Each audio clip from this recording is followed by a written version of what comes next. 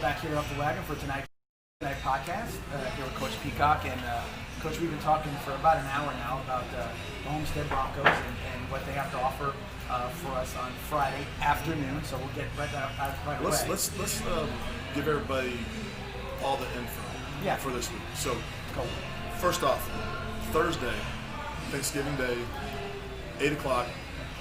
Parents, we're calling it Donuts for Dads, but all parents, family members are invited out to the field, the game field, for our practice at 8 a.m.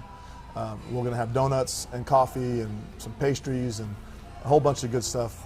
And we welcome everybody and we encourage everybody to come out. It's a great time. It's fun. It's a lot. It's cool to see that you guys are doing like a regular sort of practice. It's a great time to be playing high school football right now and Thanksgiving. You know, that's always we talked about earlier.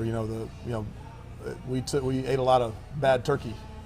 For when you don't get to have these practices. For about 7-8 years, and we've been fortunate enough the last 5 years to be playing on Thanksgiving Day, which it's not many teams get to play on Thanksgiving Day. No. And usually we're in the next round, so it's even fewer. Or sometimes it was one time it was in the fourth round, so it's there's even fewer then. So it's a special time. The kids will remember this for the rest of their lives, and we're just encouraging all the parents, and even if you're just a big Indian fan, come out and come get your free donut and some coffee. Plenty of room to social distance. Not any issues with that. So exactly right. And you can check out practice and see how we run it, and maybe we can. We compete at the end, so maybe we can get Coach Shannon to start screaming and yelling at the end. He will. Don't worry about it. He'll get fired. And then Friday, and also let's back up a little bit as well, is that after we're done with practice on Thursday, we're going to go serve our community at the Salvation Army, where the kids are going to make plates, and they're going to deliver meals to families and individuals that are unable to leave the house and have anybody spend Thanksgiving with. So it's been something we've been doing since 2007 was our first year. Sure. It's a really good experience for the kids. Some of our kids, live in a world where they think, hey, everyone. Everyone's got what I got. Everyone's got what I got. Everyone's got great parents, and everyone gets to eat dinner at night, and everyone's house is clean, and everyone's yard is done. Well, they come and find out real quick on Thanksgiving when they're delivering these meals. It's not always like that, and there's a lot of people that are less fortunate than us, and it's a great experience for them. And so we're excited about that. And then we're also going to be the Salvation. We're going to also be feeding the homeless this year. Which is something that we haven't done in the past, and we're going to be feeding the homeless at the train depot. So we're going to actually make the plates, and then we're going to take the food down to the train depot, feed the homeless, and then we're also going to be making deliveries, all with our mask on, all being social distance and staying safe. But it's something that I think is one of the neatest things we do in our program, and I think I have 2 stepkids. One, Mikey played for us, and so he got to do it. And even when, Mariah, my stepdaughter, she came with us and did it, and it was, just to see their faces of when we made some deliveries, just us 3, and just to see their faces on some of the deliveries was, something eye-opening for them. Yeah, because like I said, it's things that you just take for granted. You don't realize that where they are. You hear about it, but then when you actually get to participate in something where you see it all, it changes your view on a lot of things. We had a great experience. We went to deliver to one lady that didn't have any family, and she invited us in and wanted to show us this and that, and we spent some time with her, and it's just nice to. Bring some happiness to someone that normally doesn't get to have happiness all the time. So that's something that's really special and something that we really enjoy doing, and it's something that we really look forward to every year. And I tell you, it's a lot nicer when you're playing rather than when you're not playing. No doubt. And then Friday we're on the road at 3:30 at Traz-Powell Stadium. It's not at the high school. It's at Traz-Powell Stadium. You cannot purchase tickets at the game. You have to purchase tickets ahead of time. They are limiting it to 2,000, so the first 2,000 people that buy these tickets are the 2,000 that are going to be able to get in the game. And you go to gofan.com. I posted it on my Twitter. We've posted it on the football Twitter. We posted on football Facebook the link that you go to, and you'll have to have your mobile device handy and have the ticket pulled up on your mobile device when you get to the stadium. And again, that's 3:30 at iconic Traz Powell Stadium. And as far as the ticket's concerned, it's no different than getting your boarding pass from an airline or something. If you haven't even done it before, it's a similar situation. You'll show them the ticket when you walk in on your cell phone. They'll click a button and they'll let you right in. But that is the only way that you can get in the game Friday. There will not be any tickets at the game. There will not be any paper tickets. It's all going to be on gofan.com. And you said, go back to what you were saying about Traz Powell and interrupted you a little bit, but that's, again, a stadium where a lot of legendary football players, legendary games, you name it. There's things that have happened down there. Let's face it, Miami. I don't know how you feel about it, but it is the epicenter of recruiting and athletes in the country. There's no doubt about it. It's the best area for high school football in the country, and it has been year after year after year after year. I mean, if you want to know where the best high school football players are, as far as density per population, it's Miami, Florida. Yeah, it's a lot to do with the weather. We get to practice all year and with potential to practice all year, and but football, it becomes part of the psyche of the town. Yeah, it's just the whole bottom corridor. You even hear it when you watch the U on. That's all Miami kids. They just stayed home. They basically drew a line. It's crazy. From Tampa straight across the state. Yeah. And they said they recruited the bottom half of Florida, and that's how they won 6 national championships. In a very short time too. And we're lucky enough to be in that corridor to where we get the heavy traffic for recruiting. Now and then the last last 6 years you throw in IMG. And now you got another little epicenter, and so we're in between those two, and so we're lucky enough to be one of those schools that get this heavy recruiting traffic. Yeah, and it's funny because I have friends from around the country who follow college football. They look at the recruiting sites, ESPN Top 300. They're like, oh my God, how many kids are from? And the top 300 are from Florida. I'm like, well, draw a line for us so you see how many actually come from the bottom half of Florida too. It's amazing, and you're talking about in the top 50, there's sometimes there could be 15 to 16, 18 kids just from this in that area. And they're probably making it smaller just to be nice to the rest of the country.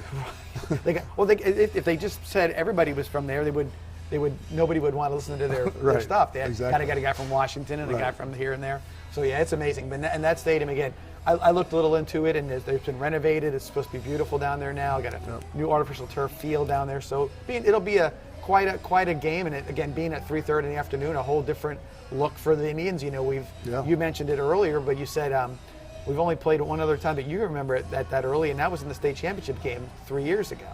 Yeah, I mean, we haven't played a daytime game. We've played one daytime game since 1999, and that was in the state championship game. And we played pretty well there, and so hopefully we'll continue that.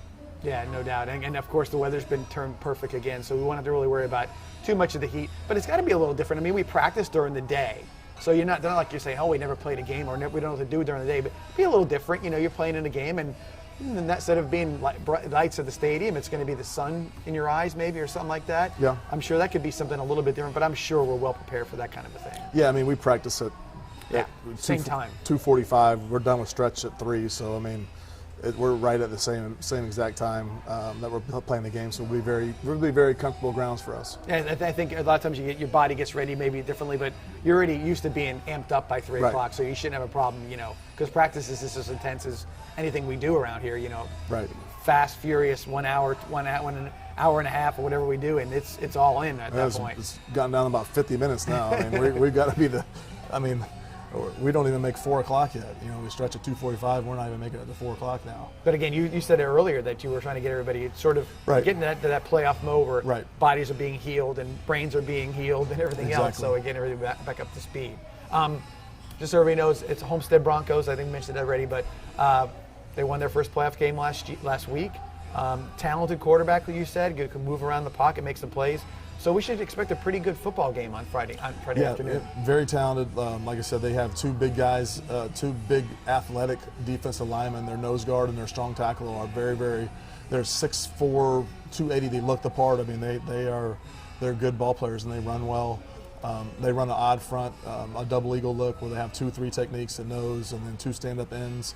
So they load the box. They're going to have 7 in the box, against the run, and we got to do a good job of establishing the run to start. That's the first thing we need to do is establish the runs, because if we can establish the run, that can really alleviate a lot of issues. We saw the highlight package and we did a coaches show earlier, and what the run can do for the passing game, for the play action passing game, especially in high school when you've hit them 5, 6, 8 at a time, yards at a time, and they see that here comes that same look again, and all of a sudden you pull the ball and you throw.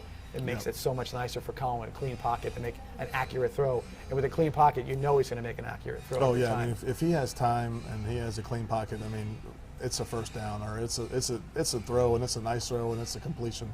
There's no doubt about that. I mean, the only time that we're not 100%, making a great throw and having a successful football play is when we don't protect real well. Yeah, and offensive line, we made some move around Our line is getting better. We're starting to get some cohesiveness.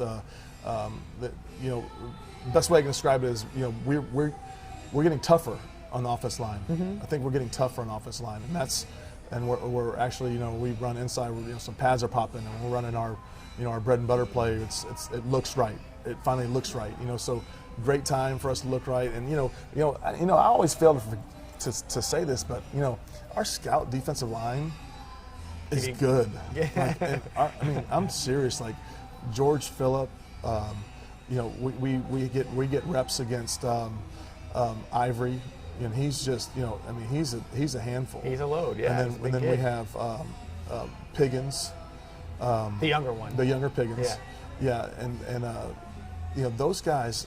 I mean, they're tough. And then we have Michaela Clayton.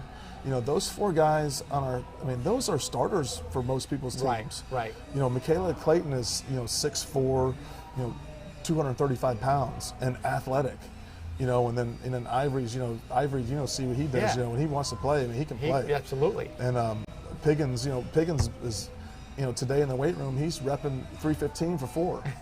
He's our scout DN, and it's like, and then George Phillip, who is arguably the most athletic and the fastest, and the guy that he's a hitter, he's a thumper. And you see him on special teams. He pops every game on special teams for sure. I mean, that's our defensive line. You're kidding me?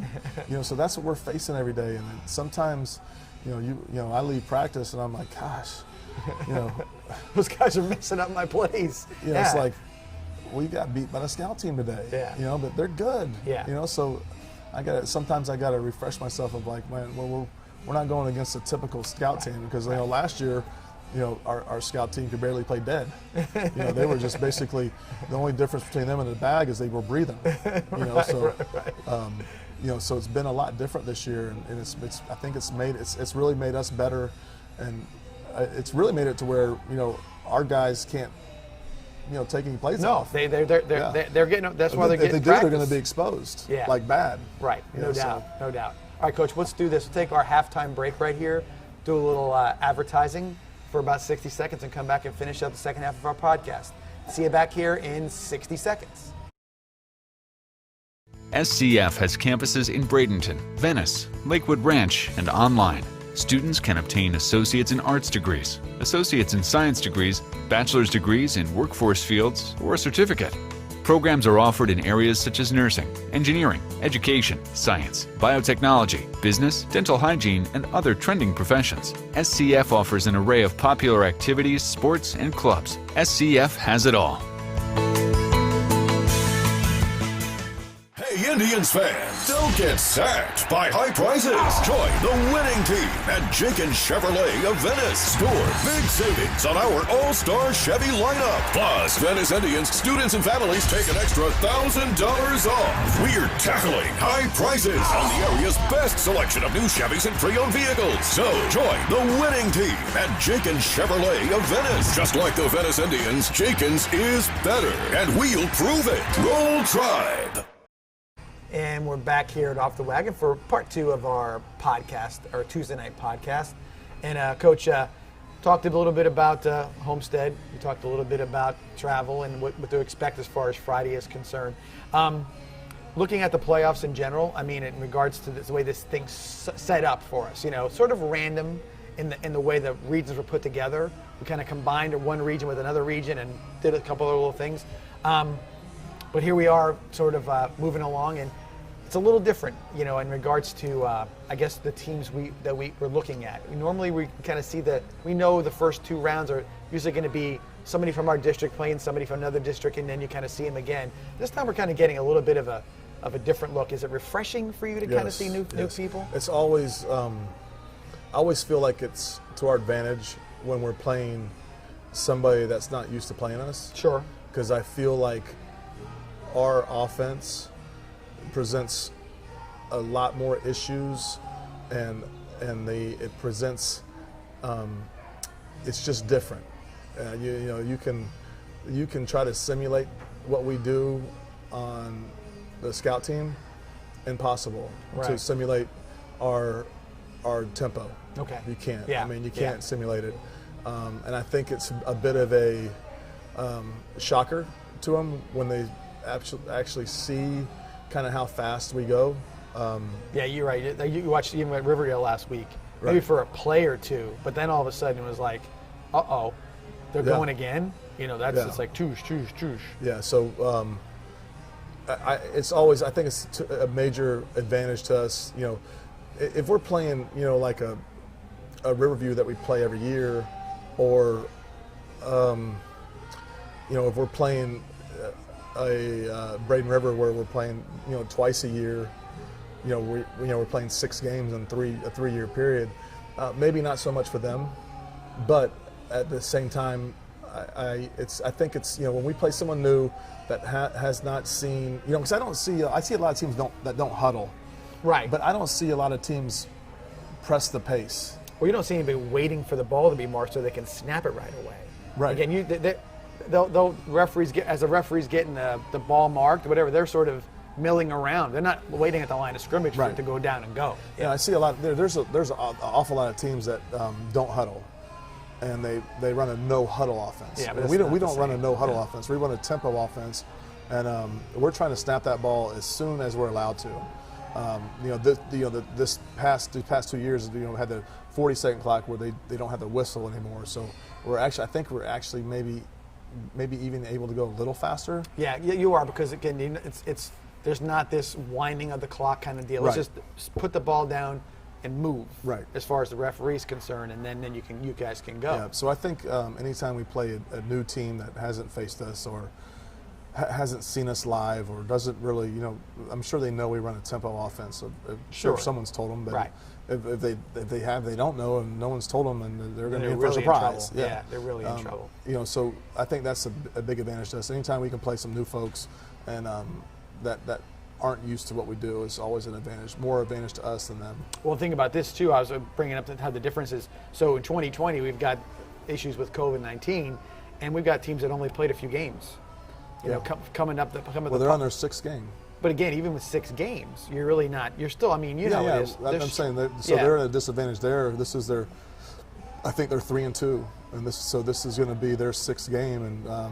Because you're barely hitting your stride. You're about hitting your stride, right? And so you're 6 weeks. But you're also looking at it and you're saying, but again, now the 6th game is not just a regular season game. It's the end of the year if you don't win. Yeah. And so that's got to be you got to feel some, I guess, sense of, I don't want to say pressure, but it's sort of like maybe you got to be a little off your game. You can't be all steady, ready to go when this situation hits you like this. Yeah, I mean, obviously, there's a unknown, or not a, there's a quiet pressure there, because both sides know, the loser of the game is their season's over. If you're a senior, most of these kids, not some of them, but most of them, this will be the last time they put football pads on. Yeah. And it's something that that might have been their identity for however 6-7 years, like, hey, I'm a football player. Well, and then now you're not. After Friday night, if you lose, you're not a football player anymore. You'll never put those pads on again. It's not like basketball or baseball where when you're 30 years old, you can call your buddy up, say, hey, let's go play a game of basketball. Yeah.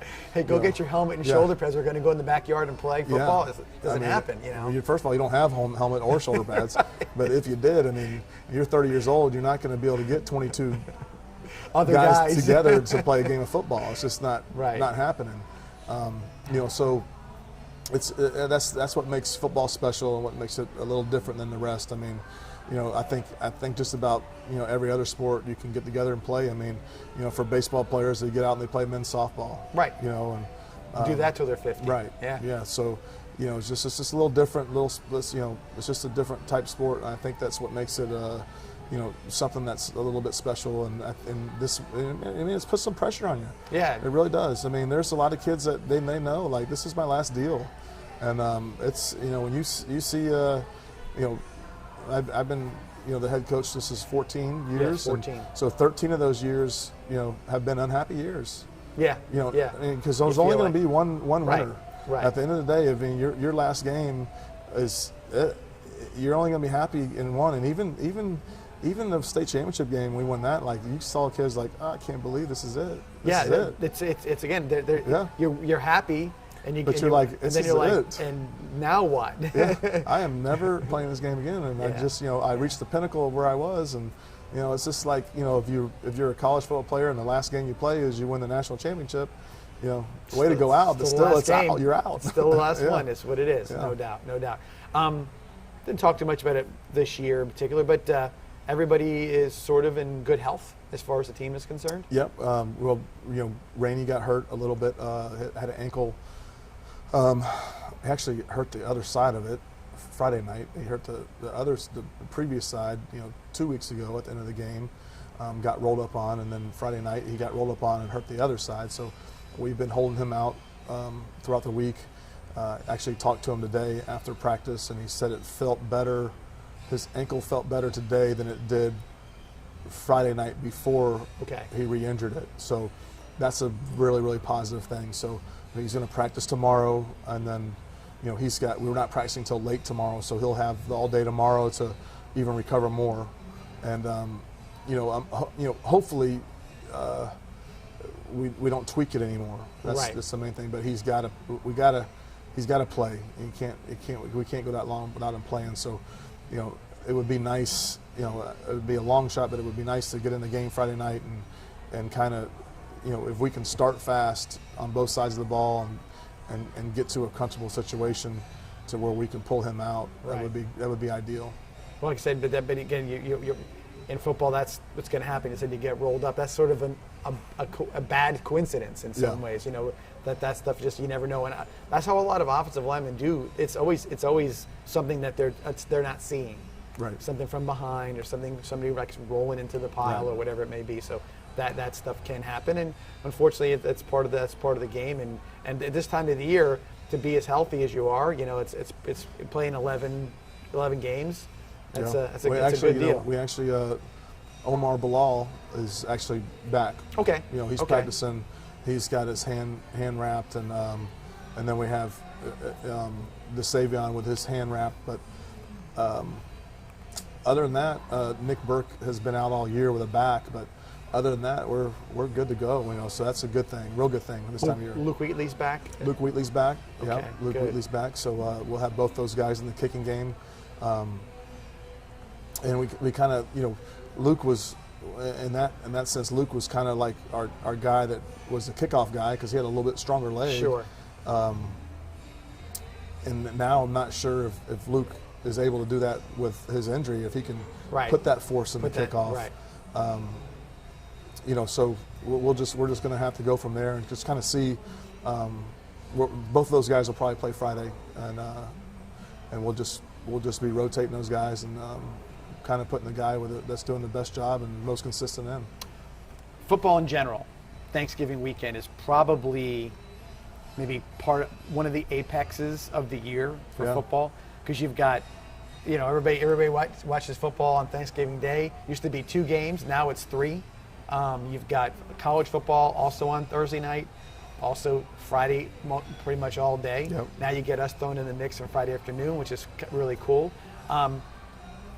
As a football fan, as I know you are, it's a cool thing to not only be watching it and enjoying Thanksgiving and everything else, like you said, going out and helping the community and doing stuff like that, but to be participating in it, it's got to just be like, it's, the juices are flowing. It's like for me or whatever, watching the Masters last week and then running out to the golf course and playing, it's kind of be a similar feeling for you guys. You know, you're watching a game on Thursday, like, man, I'm glad it's gonna be nice to coach on Friday. That'd be something. I can tell you, cool. Like, you know, we for I think 7 or 8 years, we kind of always had to run in these buzzsaws. You know, where we had you know, Manatee, who was like ranked #1 in the country. Then we had Armwood for 2 years that kind of knocked us off. And we had the Braden Rivers' best team in school history, like a really good football team, knock us off. And we just kind of had these buzzsaws year after year after year.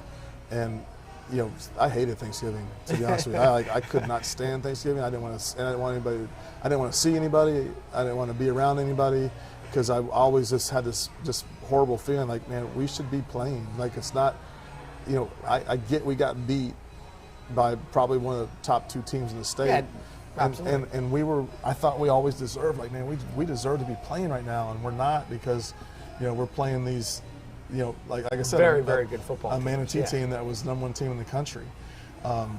So I hated Thanksgiving for the longest time, and the last 5 years we've been fortunate enough to play on Thanksgiving, and now it's kind of a fun day. You know, get to eat turkey, it tastes good. And you have something. I mean, like, so the next day, you know, you play say, football. Get off the couch, let's go. We got a game to play. So that's really good. It's a bad feeling when you don't get there, though. I can tell you that. Yeah, no doubt. Also, like you said, with the senior leadership, I know we talked about it a little bit here and there. But you know, you got some guys that I know you lean on a little bit, offensive and defensively. You know, anybody in particular like you that's really shown you something the last few weeks as far as leadership step up from not a senior, any player for that matter. Yeah, you know, obviously Wes Wolf. You know, we talked a little bit about him on our coaches show tonight, but he is.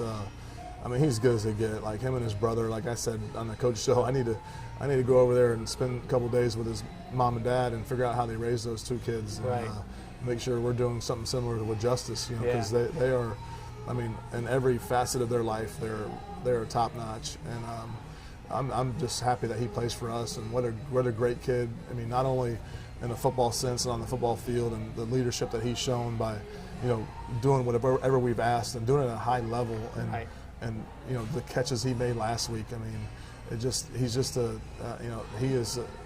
We always have someone our kids can look to, like, hey, what's the right way to do it? Well, just look over there at number 9.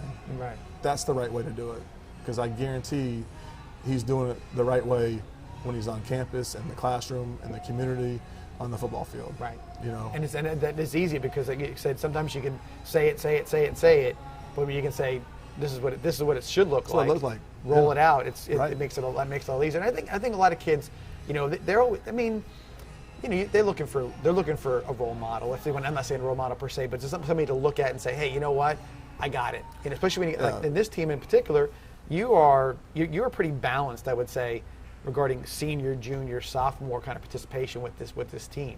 You always have a certain amount of seniors, but sometimes it's very heavy senior laden. Sometimes you got 22 starters and you got 18 of them might be seniors, or 14 of them. I think you're sort of, there's a lot of balance, and I think that when those younger guys are looking, and it doesn't matter if you're a wide receiver or you're a defensive end or whatever you are, you'll look around and say, okay, you know, what's my role next year? Well, I'm gonna be, that's what I'm gonna be, or that's who I could be. You know, you'd hope everybody can do that, but you might get 3 or 4 guys who are like, say, I'm ready for that.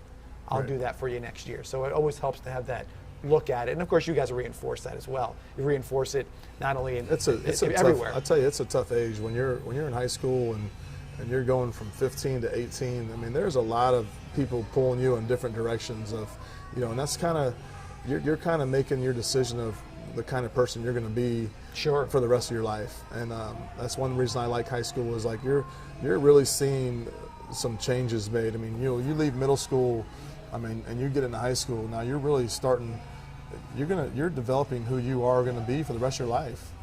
And there's some big questions when you're like 9th, 10th grade. Are you going to go to college? What are you going to do with yourself? And so you watch them, how they make decisions. And there's a lot of people that are pulling these kids in different directions.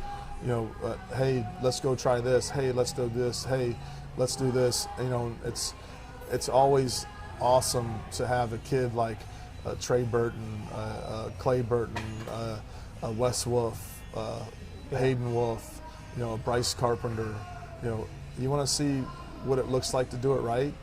Right. Look at these guys. This is how you do it. Right. You know, so, you know, sometimes, you know, leadership isn't always, you know, so you get, you know, there's leadership that's negative too. Like, you're going to have leadership on your team. There's no question about every year you're going to have leadership. Are you getting the right leadership or are you getting the wrong leadership? Right. That's the question. Who's the guy who's like, I can take you down this path or we can take you down this path. Yeah. And you're never quite sure. But hopefully every single time there's somebody who's going to step up and do the right thing. Yep. All right, Coach, one more time we'll remind everybody, 3:30 is the kickoff time, Travis-Powell Stadium. Make sure you check out all the links and everything you've told them to go to for as tickets are concerned, if you're interested in going for the game, to go down to Miami. Just a heads up, it's 3.5 hours probably as the crow flies to get to Miami or to the stadium. 3 hours on the phone is probably going to be 3.5 on the bus. Right, because you're not knowing where you're going. You don't want to get too lost here and there, but give yourself ample time to get there. Don't be trying to rush up there because you might not be able to get there in time. Again, if you're not able to make it, Vibrant Aspect Media, VSPN, click on the link on our website at VeniceIndianFootball.org, and you can watch the game. And hopefully we'll put a good show on for you guys, and we'll come back with a victory on Friday for the Indians. Yes. All right, with that, we thank you as always for joining us on our Tuesday night podcast. Hopefully we'll see you either through the TV lens or at the game on Friday afternoon, and hopefully the Indians again can come back with a victory. Thanks again, and we'll see you here next Tuesday for our podcast. Thanks a lot.